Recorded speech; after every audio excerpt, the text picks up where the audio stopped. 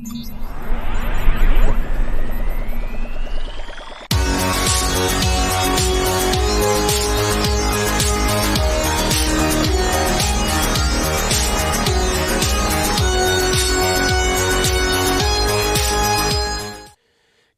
evening and welcome to the Bellefleur Tire Shop Grand Falls Rapids post-game show. Rapids win 6-5 over the Campbellton Tigers for the last time at home this season. And man, what a spectacular game it was. We're going to talk all that and more here on the Bellefleur Tire Shop Grand Falls Rapids post-game show and prepare you for Sunday's game as well. So we are going to start off with a little bit of a summary of the game. And man, I don't like to pat myself in the back. I really don't. For those who know me, I'm very classy. But I'm going to take the opportunity to do it anyway and say, yes, I was right. This game was a high-scoring, very physical, and once again, a crazy affair. So we'll start it off the first period where 58 seconds in. The Grand Falls Rapids score first. Brody Paré with his 6th of the year. Medrick and Isaac Allard, both brothers, drawing the assists on that one there. So that's already a huge momentum booster, right? You have on your side basically a factor that this entire season has gone against you. You were the team that is now doing that. You scored the first minute into the game. Doesn't get much better than that. Ball does not stop rolling from there. Derek Bird would get on the board next at the 5-minute mark. Jonah Laird and Paul Slivka getting the assists on that. And at that point, the crowd is just wound up. Everybody's excited. Everybody's looking forward to the rest of this game and how action-packed it will be. And I think at that moment, you had to just kind of take a minute and say, wow, holy crap, this is actually good. And it's against Campbellton especially, scoring in the first 5 minutes, 2 goals in the first 7 minutes of the game, insane. Almost unheard of against this team this year. The fun does not stop there, though. In the first period, they would pop one more. Medrick Allard gets his 8th of the season, and Jonah Laird his 37th assist of the season, drawing the assist on that goal, 3-0 after 1. That does not even begin to explain how dominant this Rapids team was in that first period. They bent the Tigers over and spanked them in that first period. There's not really much more that we can say than that. It's just they completely outshot, completely outplayed. The shots in the first period were, for the Grand Falls Rapids, they were 15-10. So they weren't severely outshooting them, but they were outshooting them to the point where, 3 goals on 15 shots. That's impressive. Second period, they got outshot 13-10. And this is where things start to get a little interesting. Now, we didn't mention anything about the penalties in the first period because there weren't any. However, this is where it would kind of take a turn a little bit. The penalties start racking up. Brody Paré takes a slashing call off of Cole McWilliam getting hit, and this would later affect the game as well. And that was because Lucas Boisvert hit Cole McWilliam from behind. If you haven't checked that clip out, I will definitely encourage you to go in and have a look, because this is basically what's going to lead up to some sheer carnage and something that is very unfortunate coming up in this game. Now, the first goal was scored on the power play by the Rapids. Nathan Plamondon-Michaud getting his 17th of the year, and Jonah Laird, once again, his 2nd point of the night, his 38th assist on the season for a power play goal. Insane what happens when these guys work together on the power play. But not a minute and 40 seconds later, Isaac Allard gets his 2nd point of the game, 8th goal of the season. Nathan Plamondon-Michaud and Jonah Laird, his 3rd point of the game, drawing an assist on that play as well. So this is where things get a little bit chippy. So the Tigers would take a couple more penalties. Owen Underhill for interference and Kyle McIntyre for tripping. But then comes the retribution. And look, it was a rough hit. When McWilliam got hit, it was hard right? It was hard to watch because he went down, he was favoring his shoulder, had to leave the bench and get checked out by the trainer, and it was not a pretty sight to see, but he would eventually return to the game. From that point, Lucas Boisvert would be on the wall trying to play the puck along the boards, and McWilliam just absolutely cranks him from behind, and he is down and hurt.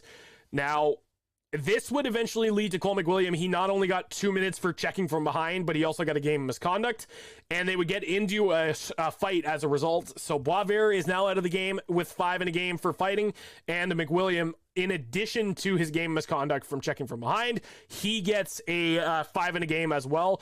So I'm not sure if the league will look at that, and if they deem it a suspension, it'll be really unfortunate because that means he won't play on Sunday. Now, I'm just speculating. Now, this is nothing official, so don't take this like I'm reporting it. I am not reporting anything official. This is just me speculating, but if I had to guess, I would assume he's likely not going to be in the lineup, which means that Rapids fans, if that does happen, you might have just seen Cole McWilliam play his final game in a Grand Falls Rapids uniform at home. But that was ugly. I don't often kind of defend the play, but this was one of those things where, I don't know, it's questionable to kind of get that far checking from behind. Like, he got him right on the numbers. And look, I completely understand that because the guy hit you and almost knocked you out of the game earlier, but I don't know. It just that was a rough way to get back. But nonetheless, McWilliam's out of the game. He's got a game misconduct from checking from behind and a 5 for fighting as well, plus another game misconduct, and the same thing goes for Lucas Boisvert as well. From that point on, the Tigers would start a little bit of a comeback. So Isaac Allard, after that play, Tyler Pazin gets on the board, his 26th of the season. Matthias Gavin getting the assist on that. So it is now at this point 5-1, and no big deal. It's not a huge thing at this point in time, but this is where you start to worry a little bit, because less than 2 minutes later, Jean-Alexandre Tétrault with his 9th of the season and Simon Duguay getting the assist, that's a shorthanded goal. Now, that penalty was Kyle McIntyre. That penalty was the result of Kyle McIntyre taking the tripping call, and they scored shorthanded on that. So for the rest of the second period, nothing else would happen. The Rapids carry a 5-2 lead going into the third. And this is, again, something that was a little bit alarming, right? Because you were not expecting this team to kind of sit back. You saw that they were going to have a little bit of trouble, or you saw as soon as the Tigers scored those 2 goals, you thought that they might have a little bit of trouble in defending this lead if they weren't careful, and that's exactly what ended up happening. 3 minutes and 12 seconds into the third period, Owen Underhill gets his 21st of the season. The Rapids would answer back by Derek Bird getting his 2nd of the game, his 13th of the season.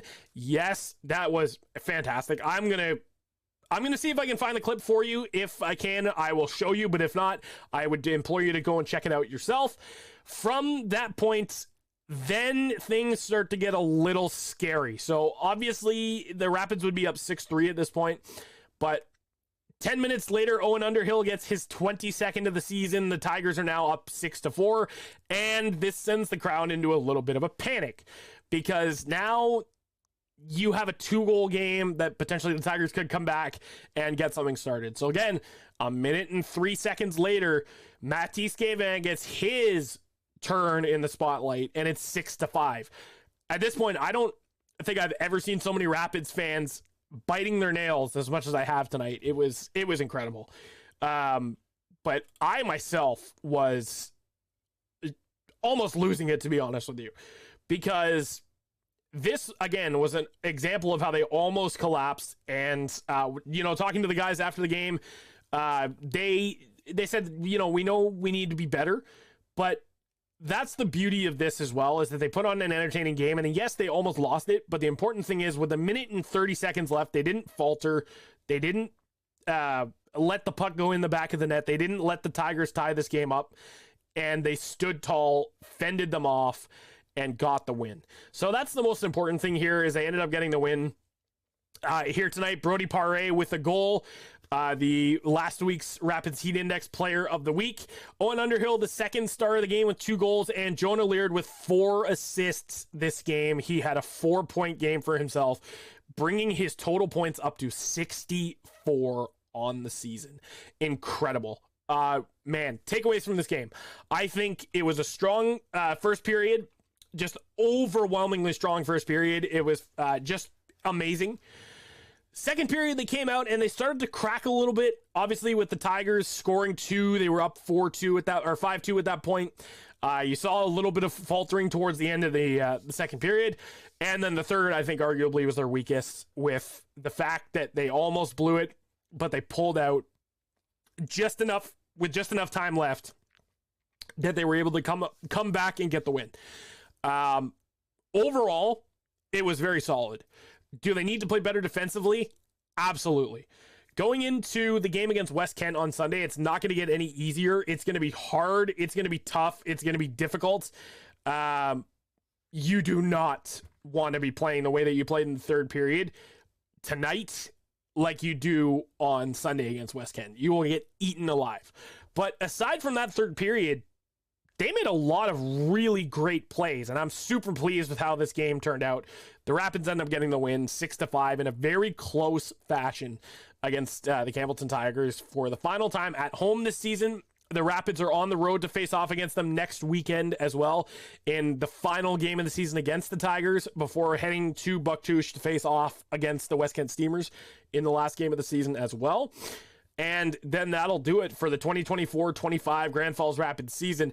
But before anything else, and we are going to go into the question of the game after this, but I just want to say this really quick. So for our 20s, right? The overagers that are graduating from this team in Will Morrison, Cole McWilliam, Nicholas Brennan, Paul Slivka, and Matthew Martell, on behalf of every one of us here in Rapids Nation and everybody around the town of Grand Falls, thank you for everything you've done. Especially for Cole, Will, and Nick. You guys have been here the longest, and it's gonna be really sad not having you here, man. You guys were the foundation, especially for Cole and Will. You guys have been here the longest. We're the foundation of this team and helped bring a lot of positive energy to the community, helped really bring back hope for this team. And for all of you guys who have contributed in your own ways to this team, thank you for everything you've done, and we are going to miss you very, very much. With that said, I'm going to do something very special coming up. I'm going to do something very, very special coming up for the final Grand Falls Rapids pregame and postgame show of the year. So stick around and stay tuned for that. But we are going to go into this as well. The question of the game that I asked, if you had to pick a Rapids all-time starting 6, who would your all-time starting 6 be? And we are going to share some of the answers here. So Marco went with Jean-Simon Belanger, Tyler Boivin, and Drew Toner as your forwards. Matt McKay, Vinny Drolet, and Adam LaCour as your goaltender. So that right there is a solid lineup. No complaints there at all. I think some of the best players that have really played in Rapids history. So next you go, David shared his, and he has his forwards as Belanger, Drew Toner, Jonah Laird as his forwards. And then your defense, you have Matt McKay and Zach Arsenault, your goaltender, Nolan Boyd, and your honorable mentions, Adam LaCour, Josh Fleming, and Cole McWilliam. Again, a very solid lineup indeed. I think one of the best scorers in franchise history in Jean-Simon Belanger. He was the overager in the very first season that the Grand Falls Rapids played after relocating from Woodstock. Drew Toner, a hometown kid who was well-loved in Grand Falls. Jonah Laird, obviously the captain. Matt McKay, your longest-serving Rapids captain. And Zach Arsenault, obviously one of the fan-favorite defensemen. Who can forget about Nolan Boyd? Arguably, without a doubt, one of the most, if not the most, fan-favorite goaltender in Grand Falls Rapids history. He was the first goaltender of the Rapids and has carried such a positive image through his career here. So Jess shared her lineup as well. So she goes Jean-Simon Belanger, Jeremy Dastu, and Yannick Bastarache as your forwards. Yannick Bastarache, another former Rapids captain, holds the all-time single-season points record in Rapids history. Then you go with Matt McKay and Raphael Denis on your defense, very solid. And Nolan Boyd in net, which was fan-friggin-tastic. Again, no complaints about that. Joey shares his. Drew Toner, Jean-Simon Belanger, and Yannick Bastarache. I think, come on, you gotta give some love to the players, to the OGs, I should say. Then your defense, you have Denis Toner and Matt McKay. So 2 former Rapids captains, very solid. Josh Fleming as well on his goaltending as well.